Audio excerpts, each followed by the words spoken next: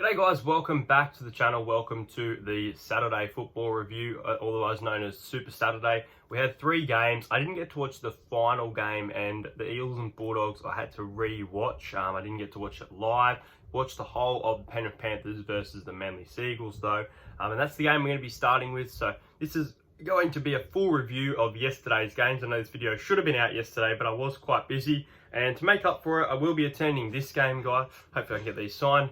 The North Queensland Cowboys and the New Zealand Warriors. So I've got my Maroons jersey on to represent the Cowboys today, and let's get straight into Super Saturday.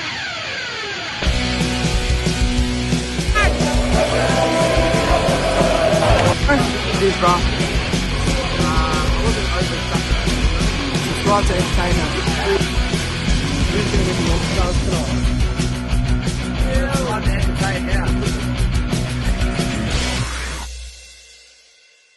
So the first game saw the Penrith Panthers, who are obviously 7-0 to start the season, go against a Manly Seagulls side that they beat by 40 just a few weeks ago. But Manly have Tom Trbojevic back now, and a lot of people were tipping Manly. I was against it. Personally, I had Penrith winning by 16. I said it wouldn't be a blowout. I wouldn't see like a 20-30 point. And I guess for that sense, I was right.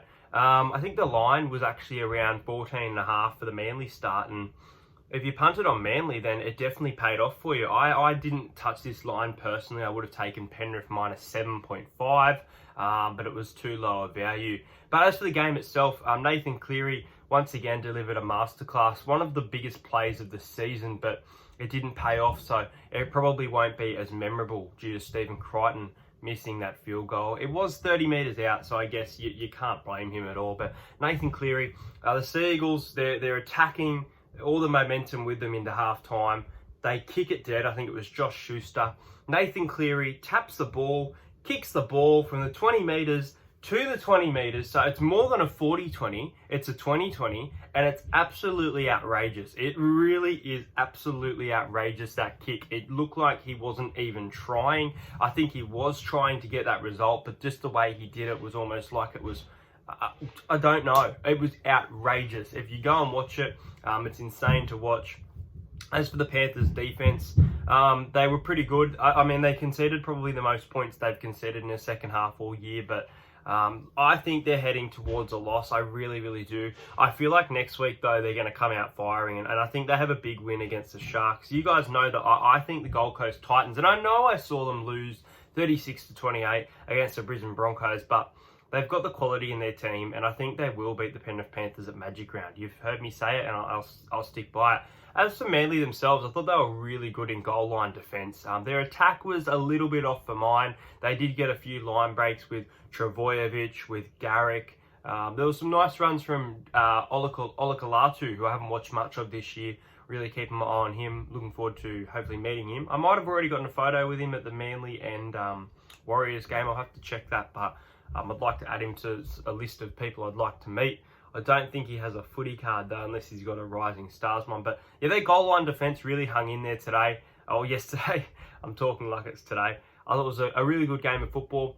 It was very fast-paced though. I don't know why, and I don't know if anyone felt... Let me know if you thought this game was really slow, but until the final 10 minutes, this game felt like it was a blur, and it felt like you were watching 30 to 40 minutes of rugby league. There's no way it was 80 minutes. In my opinion, it was outrageous how quick this game went. Maybe because I had plans, but BKR said a similar thing, so I'm not sure. But Manly Seagulls, obviously beaten by 40 a few weeks back, and they come away with a 12-point loss. So I think a lot of respect to Manly, and they definitely turned up. They're definitely back. I don't know whether I personally have them in the top 8, but if you see my ladder predictor, I've got them in 8th position based on the way I think the season's going to go. But then I've got the Raiders in 9th, and I want the Raiders to make the 8. I do. So I don't know. We'll see. But really good performance from Manly, and Penrith should have an easy game next week against the Sharks. As for Manly, I'm trying to work out who they play. I know they play Brisbane in 2 weeks, who will take confidence of their Suncorp win. But I'm not sure who Manly Seagulls take on next week. The second game saw the Parramatta Eels up against the Canterbury Bankstown Bulldogs. Now, the Bulldogs coming off an 18-12 win against the Cronulla Sharks at Cogra. Pretty decent game of footy that last week, but yeah, they would have taken a lot of confidence in this game and they would have been shot in the foot, unfortunately. I thought their defensive efforts for the most part was okay. Their attack looked really off, and I think Kyle Flanagan's been great all year, but it was probably one of the worst games I've seen him play. I didn't think he stood up for the team. Averillo was good, got that line break. Dylan Brown is doing the job, and there's nothing wrong with him, but he needs to do more. It's definitely not enough for me. I feel like Will Smith or someone like that has actually had a bigger impact to games than Dylan has. Dylan was good last week against the Broncos at Darwin, but in this game, he made 3 errors. He missed a few tackles. I was really disappointed. So I want to see him step up. He's got the Roosters next week, and he's got to be at the best if he's going to beat Sam Walker. So we'll wait and see. Oh, he's got Drew Hutchinson, so he'll beat him undoubtedly, but Sam Walker as well. Watch out for him. As for the Bulldogs, look, they struggle to score points all season. They score 18 last week. They go into halftime 20-0, so they had no points at 16-0, so they had no points at halftime. But I thought they were okay. I thought it was a better performance than what I've seen from them lately. Obviously, they're scoring points, which is really good for Bulldogs fans now. You want that, but Bulldogs fans definitely wanted to win in this one with the whole rivalry over the Eels. But the Eels are too good for the Doggies. What I was going to say is that Mike Acebo scored 2 tries. Now, Mike Acebo, if you didn't know this already, has never, ever gone on to score a try in a game that Parramatta's won at ANZ. So for example, if Acebo scores, Parramatta will lose at ANZ. This is the first time that the Eels win at ANZ Stadium after Mike Acebo scored. So there you go. That's a stat for you. Pretty cool. 10 of the last meetings have also gone to 34 points or less. I said on Random Stats Guy, make sure you check him out on Instagram, that there will be 42 points today. What was the score? Oh, I predicted 30 points to 12. I was pretty close. 32 points to 10. Amazing game from Clint Gutherson. Reed Marnie looks like he's ready to wear one of these jerseys, and I feel like Harry Grant might just be a little bit above him, but we'll wait and see. We'll wait and see whether he definitely should be in the camp. As much as I want someone to play in our games during that Origin period, Reedy deserves a spot in the camp for sure. But yeah, I thought Parramatta's performance was okay. A little bit off in that second half. For the most part, though, fairly good. Bryce Cartwright with 2 try assists. He's in some really good form. I bought him on Supercoach this week as well, so definitely worth it. I think he scored like 68 or something, so it's fairly good for Bryce. But yeah, not too much to say. I didn't get to watch it live, as I said. Really looking forward to a vlog and watching live for the Roosters taking on the Eels at Bankwest Stadium. A little bit of a danger game for us. I think that most of the teams that win at Bankwest, the St. George Illawarra Dragons, who else is there? South Sydney Rabbitohs, and maybe here the Roosters, go on to win again. I think the Penrith Panthers were beaten by us last year, so that stops that stat from kind of happening. But then again, bit of a danger game. Roosters win 38-4 over the Knights. Let's get into that. So it's normally Brett Morris who gets the hat tricks, but last night it was Josh Morris. His brother really stood out as a centre. There were a few late changes for the side. Now, let me know, be honest in the comments. If I'm wrong, I'm wrong. But I did predict that James Tedesco will be ruled out. Joseph Manu will be playing fullback. And I said that Joseph Suwali will be named in the side. So Joseph Suwali was named as 18th man. Because he doesn't go on the field, does it count? Or because he was in the side, does it count? Because I feel like I can take half a point at least. But if you think I'm worth donuts, 0, then let me know in the comments. But Sydney Roosters, man, too good. Especially with all the outs they have. They have so much outs. They're about to have a lot more outs with Lindsay Collins and Brett Morris. Brett Morris, that was really heartbreaking. It's hard to speak about. Watching that scream from Brett Morris, I don't know if you saw it, but around that 7 minutes 40 mark, I think, on the highlights as well, you can hear a scream come from Brett Morris. You can see him crying with his brother in the sheds after the game.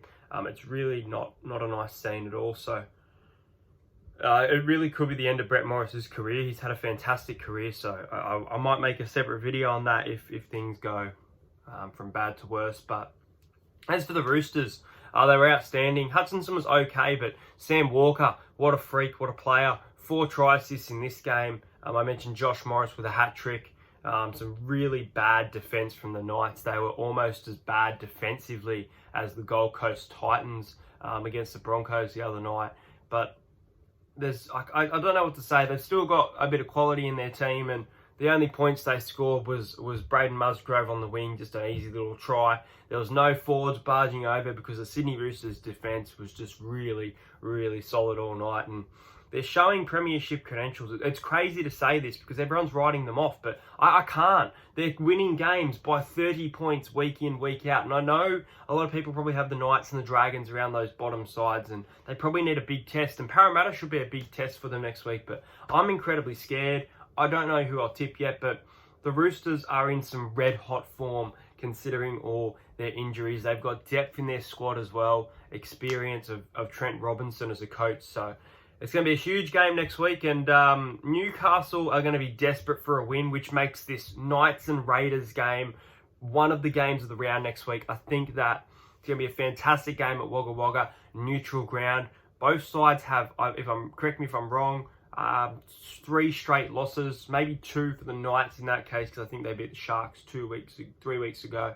But it'll be a fantastic contest. There's some really good matches to look forward to next week. You got the Bunnies and the Storm as well. Adam Reynolds ruled out for 4 weeks. If he has surgery, we'll find out on Monday for his thumb. You've got Parramatta and the Roosters. There's some Penrith and Sharks. Some exciting games. It was a really good Super Saturday. I do apologise that I couldn't get to the Eels and Bulldogs game or do a live stream. It is my dad's birthday today, and we went out for dinner yesterday, and dinner was fantastic. It was a really good meal, Texan food, and it was awesome. But guys, I'm really looking forward to getting behind the North Queensland Cowboys today as they beat the New Zealand Warriors 32 points to 18. I think the Warriors will score first though, and that's why I'm going with Josh Curran. I said that Josh Curran will avoid suspension and score a try, and that's just what he's done. And so I reckon he'll score the first try, taking the Cowboys 32 points to 18. And I reckon Kyle Felt and who will score?